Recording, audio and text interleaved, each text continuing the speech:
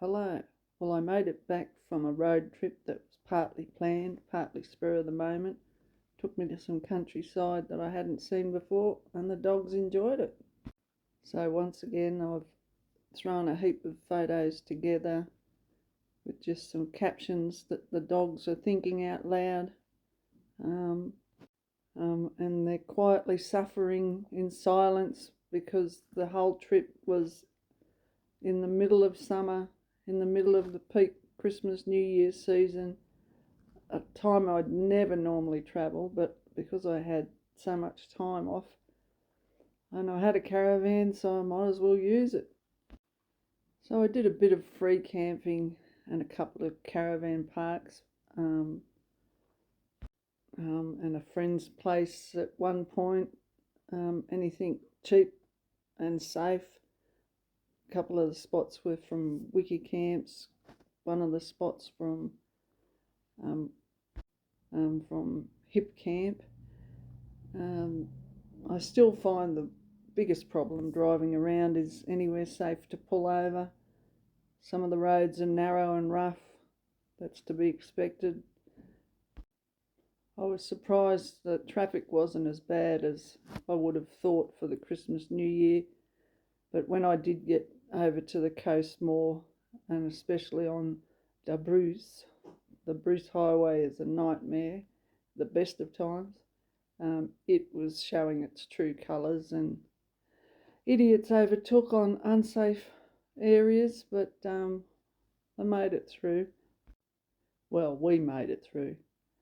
Overall, just the heat, unbelievable heat.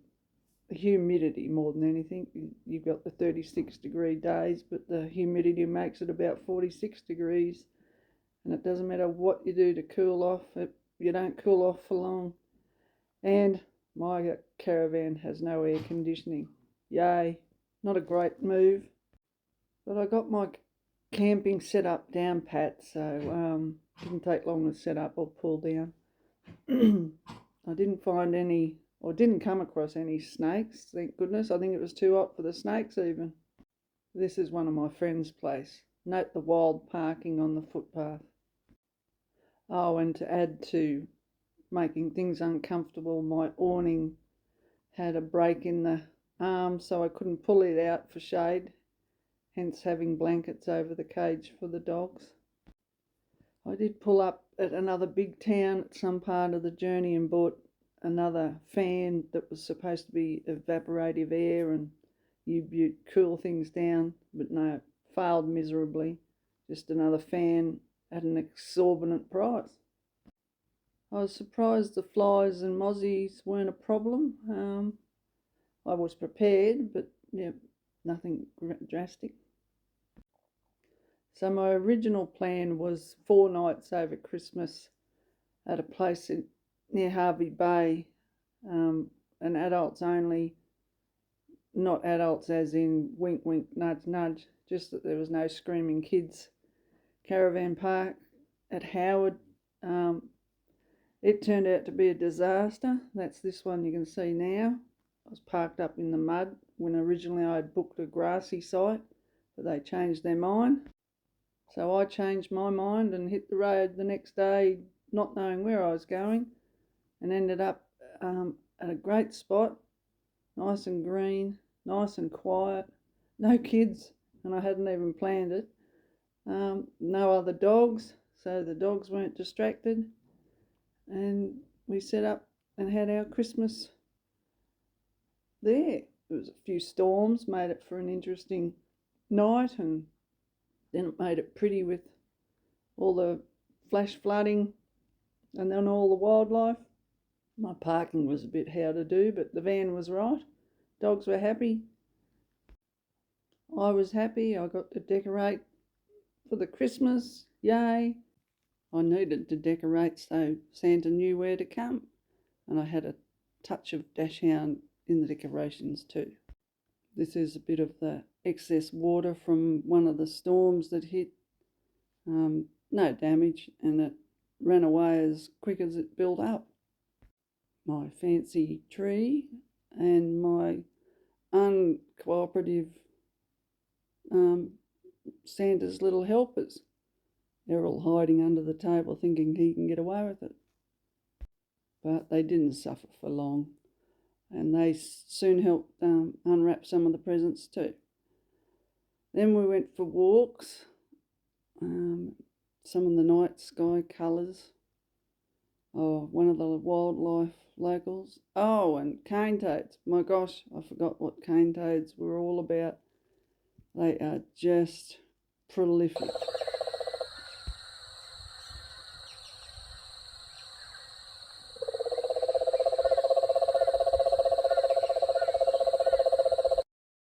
And their eggs, they come in long strands like pearls.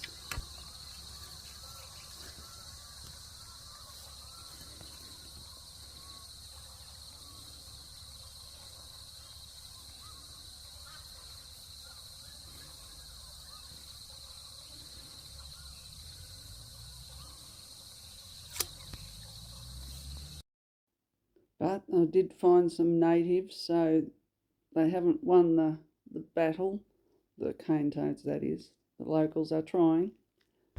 These boys just enjoying the sunshine before it got too hot, and on the road again. Didn't know where I was going, just west.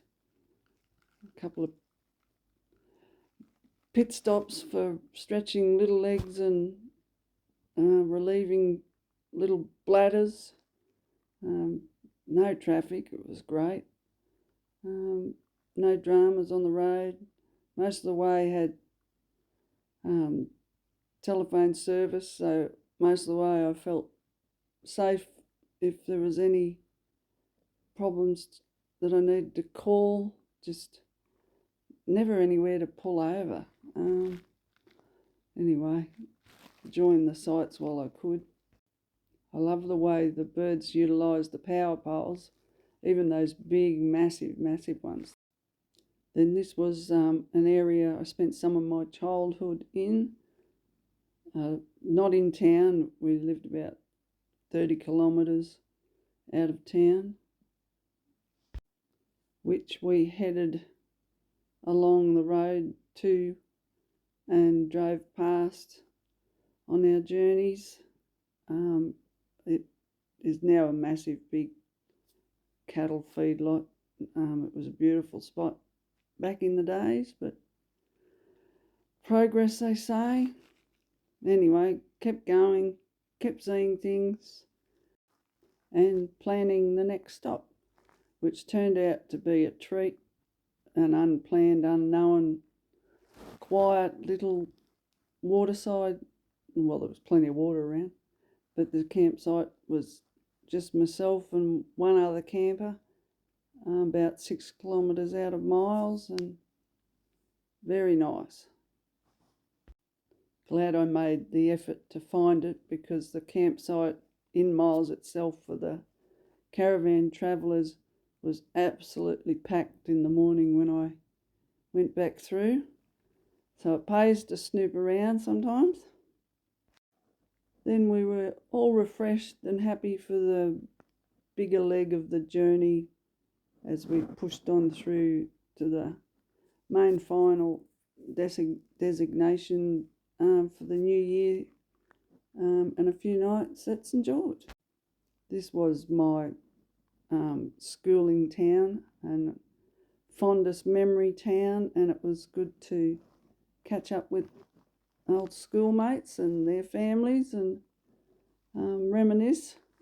Hot, but I had the pool, so I didn't do it too tough. Some of the early morning locals, then some scenery when we were driving around, and then these characters.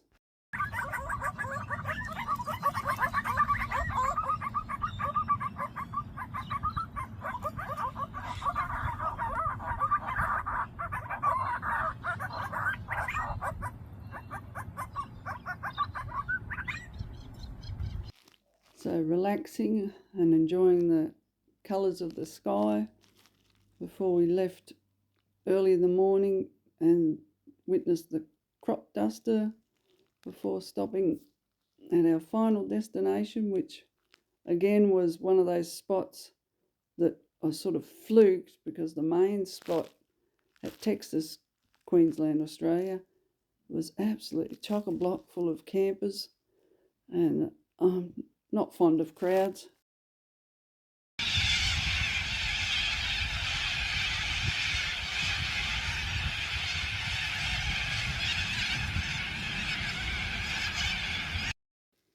So just happy to chill and enjoy the outlook, and the boys doing it tough.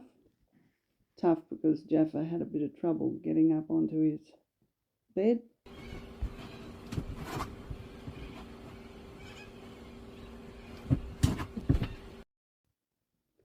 So we weren't alone, but it wasn't crowded. Big storm overnight, and the other camper managed to survive. And we got home ready to do it all over again, recharge our batteries, fix our caravan, and plan the next one. See you then.